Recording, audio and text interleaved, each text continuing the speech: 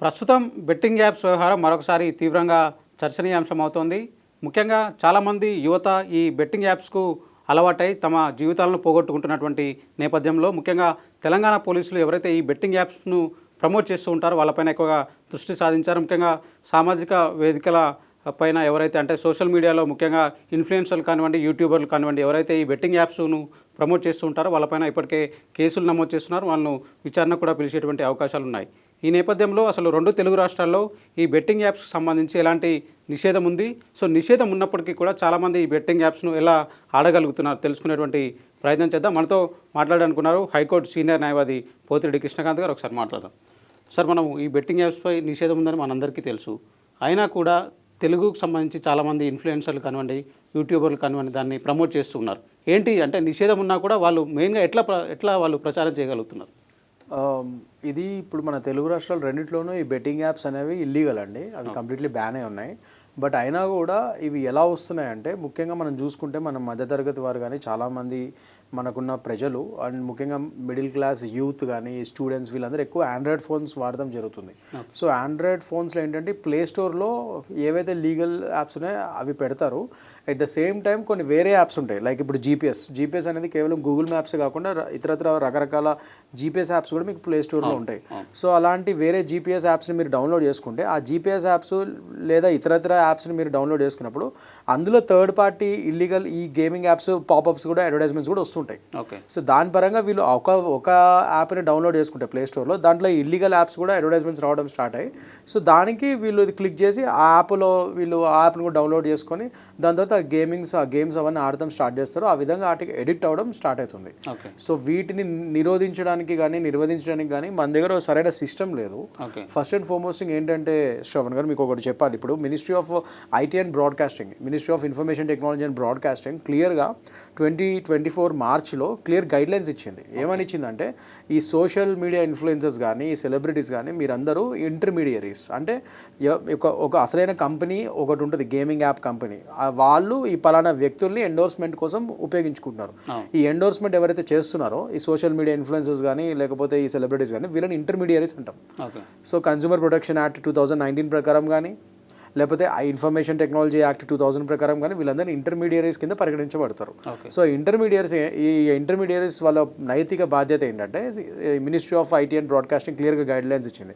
ఈ ఇంటర్మీడియరీస్ ఒక నైతిక బాధ్యత ఏంటంటే ఫస్ట్ ఆఫ్ ఆల్ మీకు ఏమైనా ఎండోర్స్మెంట్స్ వచ్చినప్పుడు ఆ ఎండోర్స్మెంట్స్ వాటికి మినిమం స్క్రూటినీ చేసుకోవాలి. ఆ డాక్యుమెంట్స్ అగ్రిమెంట్స్ క్లియర్గా చూసుకోవాలి. అసలు ఇవి లీగల్ ఎంటిటీసా కాదా, ఇవి లీగల్ కంపెనీసా కావా, అసలు ఇవి ఎక్కడి నుంచి వచ్చాయి ఏంటి, వాటి మీద మినిమం ఒక అవగాహన ఒక అడ్వకేట్ ద్వారా మీ యొక్క లీగల్ టీమ్తో అన్ని చెక్ చేయించుకొని అలాంటి ఒక లీగల్ ప్రోడక్ట్స్ని మాత్రం మీరు ఎండోర్స్ చేయగలగాలి. అండ్ ముఖ్యంగా ఈ social media influencers and celebrities వీళ్ళు ఏవైతే బ్రాండ్స్ని ఎండోర్స్ చేయబోతున్నారో అవన్నీ వాళ్ళ సోషల్ మీడియా అకౌంట్స్లో అంటే ఫేస్బుక్, ట్విట్టర్, ఇన్స్టాగ్రామ్ ఎందులోనైనా సరే వాటిలో క్లియర్గా మెన్షన్ చేయాలి.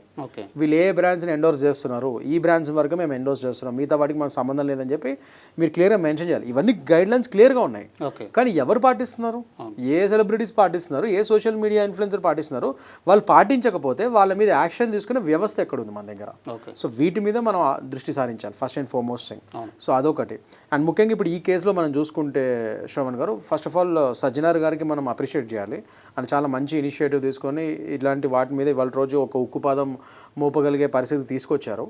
అండ్ ముఖ్యంగా మన సోషల్ మీడియా మన తెలుగు స్టేట్స్లో ఉన్న సోషల్ మీడియా ఇన్ఫ్లుయెన్సర్స్ వీళ్ళైతే ముఖ్యంగా వీళ్ళు గుర్తుపెట్టుకోవాల్సింది ఏంటంటే వీళ్ళు ఏదో నడమంత్రపు సిరిలాగా ఇప్పుడు ఏదో వీళ్ళకి ఈ కొద్దిగా ఫాలోవర్స్ వీళ్ళందరూ పెరిగిపోయేసరికి ఒక్కొక్కరికి లక్షల మంది ఫాలోవర్స్ పెరిగిపోయేసరికి వీళ్ళు అసలు ఒక క్లియర్గా ఒక పరిపక్వత లేకుండా అసలు వచ్చే ఎండోర్స్మెంట్స్ ప్రోడక్ట్స్ అవి మంచివా లీగలా ఇల్లీగలా అవేం తెలియకుండా ఇష్టం వచ్చినట్టు వాటిని ఎండోర్స్ చేయడం స్టార్ట్ చేశారు, డబ్బులు వస్తున్నాయి కాబట్టి. సో దానివల్ల చాలా ఇష్యూస్ రిపర్కషన్స్ కింద చాలా ఇష్యూస్ అవుతాయి. వాళ్ళు లీగల్గా వాళ్ళు ప్రాసిక్యూట్ అండ్ వాళ్ళ మీద ఈ నేరాలను మోపబడటమే కాకుండా అట్ ద సేమ్ టైం దేశ సమగ్రతకు కూడా ఇది ఒక డేంజరస్ పరిమాణం ఇది. ఎందుకంటే ఇవి ముఖ్యంగా నేను చెప్పే ఈ యొక్క ఏదైతే బెట్టింగ్ యాప్స్ ఉన్నాయో ఇవన్నీ చైనా నుంచి అసలైన బేసిక్ సోర్స్ కోడ్ ఎక్కడైతే ఉంటుందో అవి చైనాలోనూ హాంకాంగ్లోనూ లేకపోతే మలేషియా ఇట్లా రకరకాల వేరే కంట్రీస్లో వాళ్ళకు ఒక పెద్ద మాఫియా సిండికేట్ లాగా వాళ్ళు అక్కడి నుంచి నడిపిస్తున్నారు. సో వాళ్ళు ఏం చేస్తారు, అక్కడ వాళ్ళు అక్కడి నుంచి ఇక్కడ ఒక లోకల్లో ఇప్పుడు పలానా ఏపీలోనూ తెలంగాణలోనూ ఇలా ఇల్లీగల్ బెట్టింగ్ యాప్స్ చేయాలనుకుంటే ఒక చిన్న కంపెనీ ఆన్ పేపర్ కంపెనీ లాగా ఒకటి సృష్టించి ఒక నామకే వస్తే ఒక ఇండియన్ని పెడతారు అక్కడ డైరెక్టర్ కింద. ఓకే, వాడే ఏజెంట్ కింద ఆ కంపెనీకి నటిస్తూ వాడు వచ్చి వీళ్ళని అప్రోచ్ అయ్యి వీళ్ళని ఇలా పలానా ఎండోర్స్మెంట్ ఉంది, మా ప్రోడక్ట్ ఉంది, మీరు ఎండోర్స్ చేయాలి అది అంటే వీళ్ళేమో వెనక ముందు ఆలోచించుకుంటాం. Minimum common sense. When your huge celebrity, legal team ఉంటారు మీకు, లేకపోతే ఎవరైనా లాయర్స్ ఉన్నారు, మాలాంటి అడ్వకేట్స్ ఉన్నారు, మీరు మా దగ్గరికి వచ్చి ఆ డాక్యుమెంట్స్ అవన్నీ మాకు చూపిస్తే అసలు ఇది లీగల్ మేము చెప్తాం కదా. సో అలాంటి మినిమం బేసిక్ స్క్రూటినీ లేకుండా వీళ్ళు ఎవడొస్తే వాళ్ళని డబ్బులు ఇస్తున్నారు కదా అని చెప్పి వీళ్ళు ఇష్టం వచ్చినట్టు ఎండోర్స్ చేస్తున్నారు. అలాంటి చైనీస్ కంపెనీస్కి అండ్ హాంకాంగ్లో ఉన్న ఇట్లాంటి ఫ్రాడ్ కంపెనీస్కి. ఇవన్నీ పేపర్ కంపెనీస్ అంటాం వీటిని. ఇవన్నీ ఏంటంటే కేవలం సూట్ కేస్ కంపెనీలు అంటాం మన భాషలో. ఇవేంటంటే కేవలం ఆన్ పేపర్ ఉంటుంది. ఇవన్నీ ఇల్లీగల్ యాప్స్ ఇవి. వాళ్ళకు చైనాలోనూ హాంకాంగ్ వాళ్ళు దొరకరు, ఇక్కడ ఉండరు వాళ్ళు. అసలైన ఆ అధినేత ఎవడైతే ఉంటాడో వాడిని పట్టుకుందంటే వాడు ఇక్కడ దొరకడు. వాడు ఎక్కడ చైనాలోనూ హాంకాంగ్లో ఎక్కడ కూర్చుంటారు వాళ్ళు, ఆ దేశస్తులు వాళ్ళు. సో వీటి వల్ల ఇంకోటి ఏంటంటే ఇలాంటి యాప్స్ని మనం ఎంకరేజ్ చేయడం వల్ల ఈ సెలబ్రిటీస్ ఎంతోమంది మధ్యతరగతి కుటుంబీకులు ఇవాళ రోజు ఆత్మహత్యలు చేసుకునే పరిస్థితికి వచ్చారు. ఆ బెట్టింగ్స్లో ఓడిపోయి వాటిలో ఆ బెట్టింగ్కి అలవాటు పడిపోయి ఆ ఎడిక్ట్ అయిపోయి వాటిలో డబ్బులు పెడతానికి మళ్ళీ లోన్ యాప్స్ని అప్రోచ్ అవుతున్నారు. అవి కూడా మళ్ళీ సేమ్ ఇదే హాంకాంగ్, చైనా, మలేషియా సేమ్ అలాంటి యాప్స్. అవి కూడా ఇల్లీగల్ యాప్సే. ఆర్బీఐ గైడ్ లైన్స్ ఉన్నాయి క్లియర్గా. ఏ లోన్ యాప్స్లో మీరు డబ్బులు తీసుకోవచ్చు, ఏ లోన్ యాప్స్ ఆర్బీఐ అప్రూవ్డ్ అని చెప్పి క్లియర్గా ఆర్బీఐ వెబ్సైట్లోకి వెళ్తే మీకు క్లియర్గా లిస్ట్ ఉంటుంది. కానీ అవి కాకుండా సేమ్ అందులో కూడా ఈ ఇల్లీగల్ లోన్ యాప్స్ కూడా చాలా ఎక్కువైపోయినాయి. మళ్ళీ అందులో నుంచి వీళ్ళు డబ్బులు తీసుకుంటారు. ఒక విధంగా ఎవడైతే బెట్టింగ్ యాప్ ఇస్తాడో ఆ బెట్టింగ్ యాప్ ఒకటి కంపెనీ ఉంటుంది, మళ్ళీ లోన్ యాప్ కూడా వాడే అందులో మళ్ళీ అది సజెస్ట్ చేస్తాడు. వాడే యాప్లోనే మళ్ళీ ఇది కూడా అడ్వర్టైజ్మెంట్ వస్తూ ఉంటుంది. వీడు వాడే యాప్లోనే మళ్ళీ ఇంకో లోన్ యాప్లో తీసుకొని ఆడి దగ్గర డబ్బులు ఇస్తే మరి ఆడి బెట్టింగ్లోనే పెడుతూ ఉంటాడు వాడు. లాస్ట్కి ఇది కట్టలేక ఆ లోన్ యాప్స్ ఏజెంట్స్ వీళ్ళని బెదిరించి ఆ లోన్ యాప్ మీరు డౌన్లోడ్ చేసుకుంటే మీ కాంటాక్ట్స్, మీ ఫొటోస్, మీ గ్యాలరీ అన్నిటికీ యాక్సెస్ ఉంటుంది అది. సో అవన్నీ వీళ్ళు యాక్సెప్ట్ చేసిన తర్వాత ఆ లోన్ యాప్ని డౌన్లోడ్ చేసి డబ్బులు తీసుకుంటారు. రేపు రోజు వీళ్ళు ఇది కట్టకపోతే టైంకి ఆ లోన్ యాప్ ఏజెంట్స్ వాళ్ళ కాల్ సెంటర్ ఉంటుంది అది ఎక్కడో అక్కడ మారుమూల గురుగ్రామ్లోనో ఎక్కడ నోయిడాలో అక్కడ చిన్న కాల్ సెంటర్స్ పెట్టి నడిపిస్తూ ఉంటారు వాళ్ళు ఫోన్లు చేసి బెదిరిస్తూ ఉంటారు. నీ ఫొటోస్ ఉన్నాయి అవి మార్ఫ్ చేసి సోషల్ మీడియాలో పెడతాం, మీ చుట్టాలందరికీ ఫోన్లు చేస్తాం, నీ కాంటాక్ట్స్ అని మా దగ్గర ఉన్నాయి, నువ్వు డబ్బులు కట్టలే అని చెప్పి నేను అందరి ముందు నగ్నంగా నుంచోబెడతాం. ఇలా రకరకాల నీ ఫ్యామిలీ ఫొటోస్ని మేము బహిరంగం చేస్తాము, మార్ఫ్ చేసి ఇలా బెదిరిస్తూ ఉంటారు. ఆ బాధలు వేధింపులు తట్టుకోలేక వాళ్ళ రోజు ఈ తెలుగు రాష్ట్రాలు రెండు చోట్ల యువత అనే వాళ్ళు ఆత్మహత్యలు చేసుకుంటున్నారు. అంటే ముఖ్యంగా మన 2 తెలుగు స్టేట్స్లో చూసుకుంటే ఈ గేమింగ్ యాప్స్పై నిషేధం ఉన్నట్టు అందరికీ తెలుసు. ముఖ్యంగా సెలబ్రిటీలు కూడా అంత తెలిసి ఉంటుంది దాని గురించి. అయినప్పటికీ కూడా వాళ్ళు సోషల్ మీడియా వేదికగా తమ అకౌంట్లలో ఈ యాప్స్ గురించి ప్రమోషన్ చేయడం అనేది ఎట్లా చూడొచ్చు అంటారు? అంటే వాళ్ళకు చట్టం పైన అవగాహన లేకపోవడమా, లేదంటే చేసినా ఏం కాదు అనేటువంటి ఏదైనా భావన ఉండొచ్చు?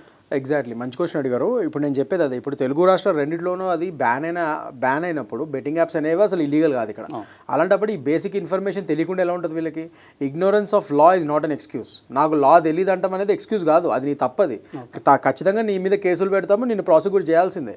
నాకు లా తెలియదు అంటామేంటి? నువ్వు ఒక పెద్ద సెలబ్రిటీవి, నీకు ఆ మాత్రం ఒక లాయర్ని పట్టుకొని క్లియర్గా ఏది లీగల్ ఏది ఇల్లీగల్ చేసుకునేంత ఇది కూడా లేదా నీకు? అవునా కదా? కామన్ సెన్స్ అది ఎవరికైనా.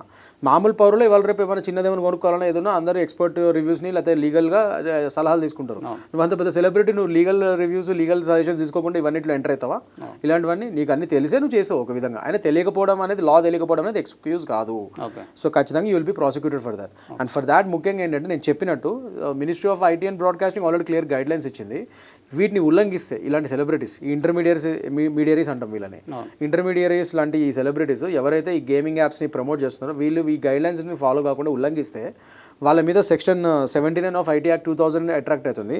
దాంట్లో section 3 of sub clause B అంటే ఏంటంటే ఈ సెలబ్రిటీస్ ఎవరైతే ఈ section 3 of sub clause B ప్రకారం ఇలా ప్రమోట్ చేసి ఇల్లీగల్ యాప్స్ని ప్రమోట్ చేసి దానివల్ల జనాల్ని బొల్తా కొట్టిస్తున్నారో సో వాళ్ళ మీద ఖచ్చితంగా ఒక ప్రొహిబిషన్ ఉంటుంది, ఒక ఫైన్ పడుతుంది. 10 నుంచి 50 lakhs వరకు ఫైన్ పడుతుంది. ముఖ్యంగా కంటిన్యూస్గా ఇల్లీగల్ అయిన విషయాన్ని ఒక్కసారి ఎండోర్స్ కాకుండా చాలాసార్లు మళ్ళీ వీళ్ళు ప్రమోట్ చేస్తే సబ్సిక్వెంట్గా సో దాని పరంగా కూడా 50 లక్షల వరకు కూడా ఫైన్ పడే ఛాన్సెస్ ఉంటాయి. అది కాకుండా 1 సంవత్సరం టు 3 ఏళ్ళు వీళ్ళని అసలు ఎటువంటి ఈ యాడే కాదు అసలు ఏ యాడ్ చేయకుండా ఉండడానికి మొత్తానికే ఎండోర్స్మెంట్స్ నుంచి బ్యాన్ చేస్తారు. అది కన్జ్యూమర్స్ ప్రొటెక్షన్ యాక్ట్లో కూడా ఉంది. ఒక 1 year to 3 years వరకు వాళ్ళు మొత్తానికి బ్యాన్ చేస్తారు. అసలు వీళ్ళు ఎటువంటి ఈ యాడే కదా, లాస్ట్కి ఒక సబ్ యాడ్ అయినా మామూలు యాడ్స్ కూడా చేయడానికి ఉండదు వీళ్ళు. ఇంకా అలా బ్యాన్ కూడా వీళ్ళ మీద వేసే శిక్ష ఉంది. అట్ ద సేమ్ టైం ఇంక ఇంప్రిజన్మెంట్ అది ఎట్లాగో డెఫినెట్లీ ఒక 6 months to ఒక 1 year లోపల వీళ్ళకి శిక్షలు కూడా పడతాయి, ఇవన్నీ కూడా ఉల్లంఘిస్తాయి వీళ్ళు.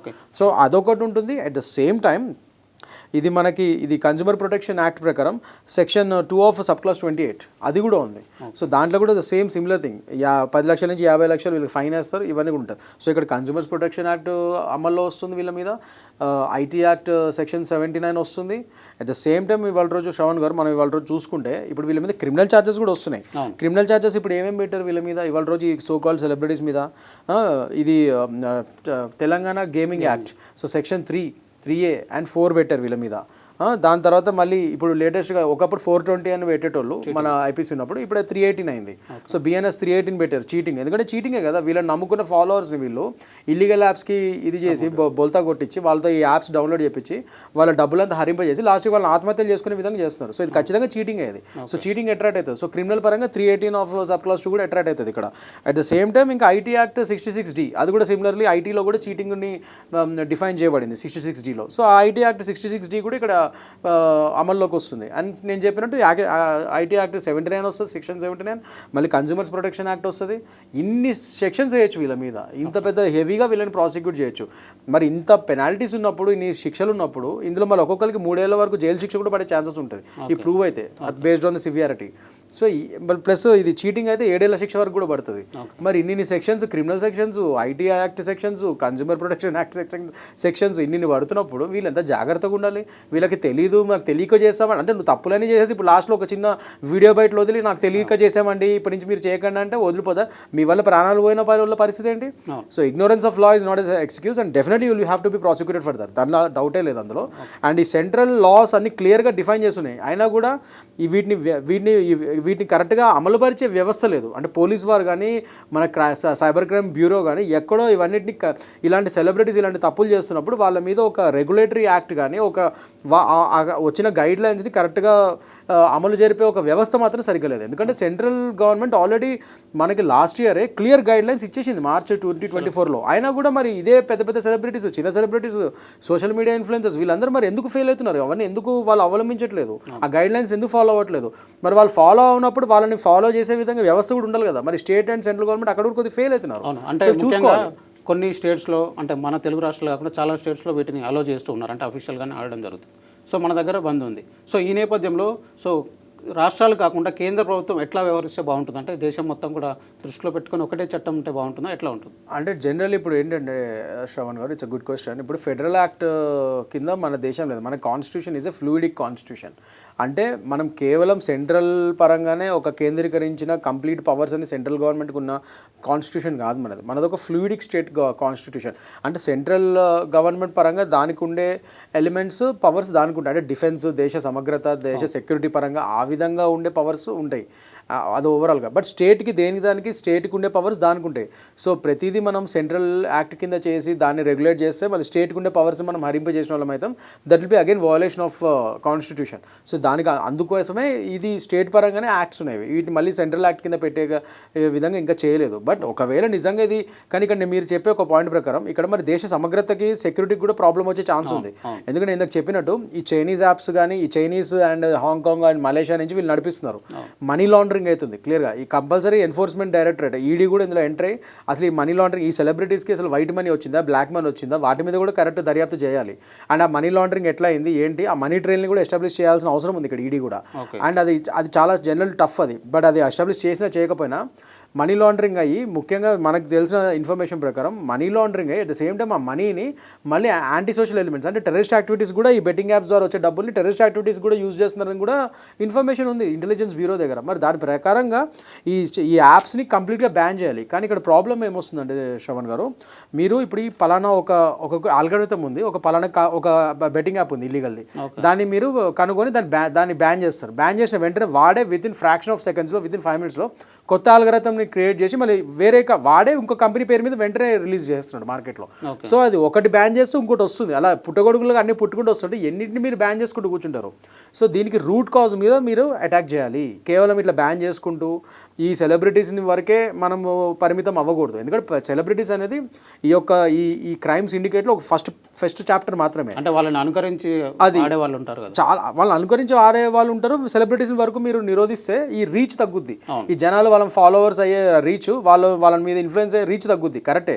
కానీ ఈ బెట్టింగ్ యాప్స్ మీరు ఎట్లా ఆపుతారు? అసలైన రూట్ కాజ్ మీద కూడా మీరు అటాక్ చేయాలి కదా, దాన్ని కూడా నిర్మూలించాలి కదా.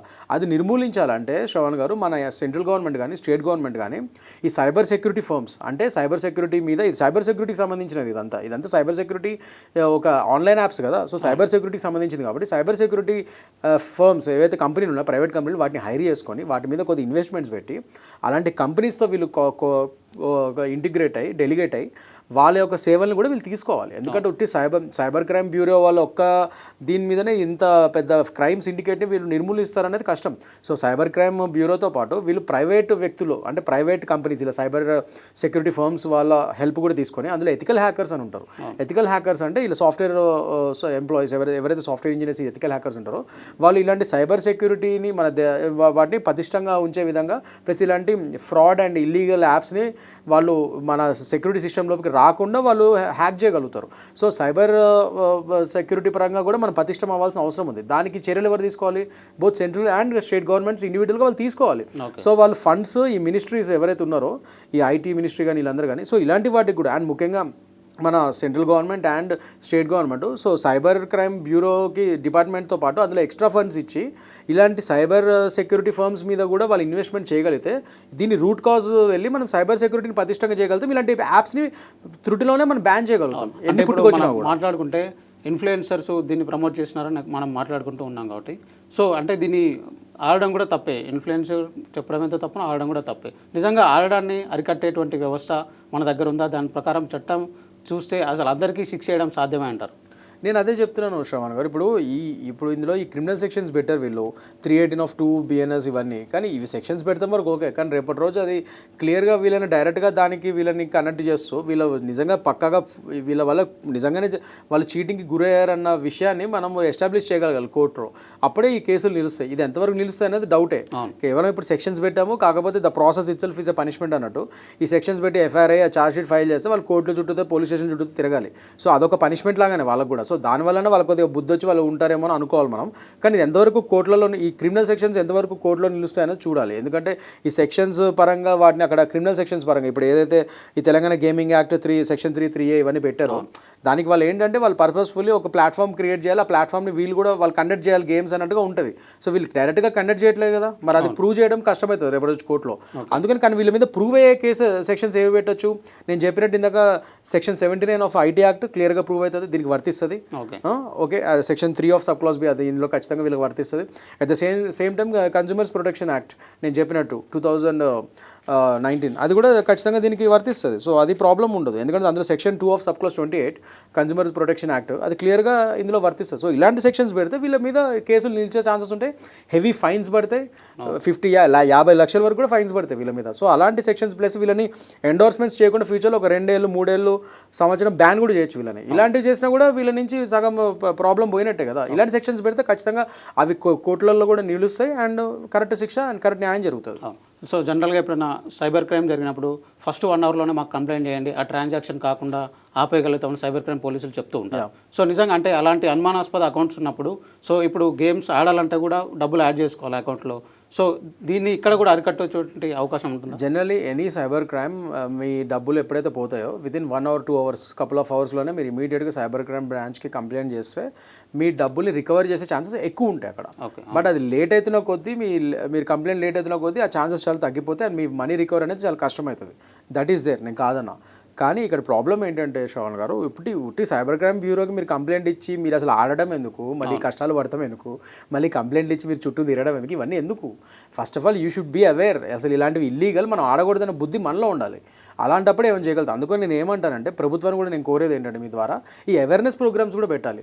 జనాలకి అవేర్నెస్ ప్రోగ్రామ్స్ కూడా పెట్టి ఇప్పుడు ఎవరైతే సెలబ్రిటీలు ఎండర్స్ చేస్తున్నారో పనిష్మెంట్గా వాళ్ళతోనే ఇది రివర్స్లో వాళ్ళతో ఇప్పుడు anti tobacco ads, drink and drive ads ఎలా అయితే సెలబ్రిటీస్ చేపిస్తున్నామో చేయకూడదు అని చెప్పి, అలానే వీళ్ళని ఎవరైతే ఎండోర్స్ చేస్తారో అదే సదర్ సెలబ్రిటీస్తో మీరు బెట్టింగ్ యాప్స్ డౌన్లోడ్ చేయకండి, మీరు బెట్టింగ్ యాప్స్కి బానిసలు కాకండి, మేము చేసిన తప్పే, మీరు దయచేసి మీరు అలాంటి వాటికి ఎడిక్ట్ అయ్యి మీ కుటుంబాలని మీ జీవితాలను నాశనం చేసుకోవద్దని వీళ్ళతోనే యాడ్స్ ఇప్పాలి. అప్పుడు ఇంకా బాగా అవేర్నెస్ అవుతుంది.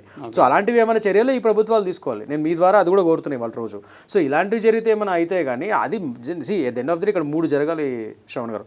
ఒకటి, ఈ క్లియర్గా అవేర్నెస్ ప్రోగ్రామ్స్ క్లియర్గా బాగా చేయాలి. చేయాలి ఈ సెలబ్రిటీస్తో, ఇలాంటి వాటిలో ఆడకూడదు చేయకూడదని రివర్స్గా చేయాలి. ఎవరైతే వీళ్ళు ఇప్పటివరకు ఎండోర్స్ చేసి ఆడండి అని చెప్తున్నారో వీళ్ళతోనే రివర్స్లో అసలు ఇవి ఆడకూడదు, వీటిని బ్యాన్ చేయాలి, దయచేసి మేము చేసిన తప్పే, మీరు దయచేసి ఇలాంటి వాటికి ఎడిట్ కావద్దని రివర్స్లో వీళ్ళతోనే ఎండోర్స్ అండ్ అవేర్నెస్ ప్రోగ్రామ్స్ చేయాలి.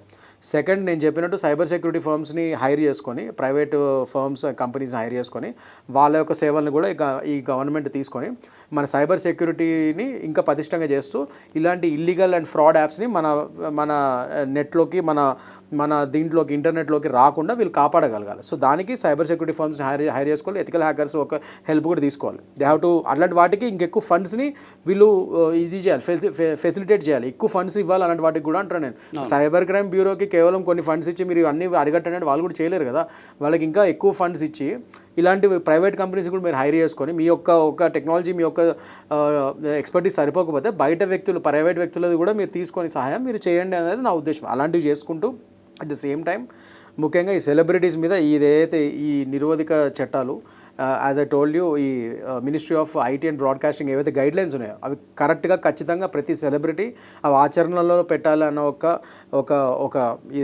ఇంప్లిమెంటేషన్ మెకానిజం కూడా తీసుకురావాలి. ఈ మూడు జరిగితే ఖచ్చితంగా వీటిలో సొల్యూషన్ ఉంటుంది, ఇంక ఇలాంటి ఫ్యూచర్లో పునరావృతం కాకుండా జరుగుతాయి అన్నమాట. Right, thank you.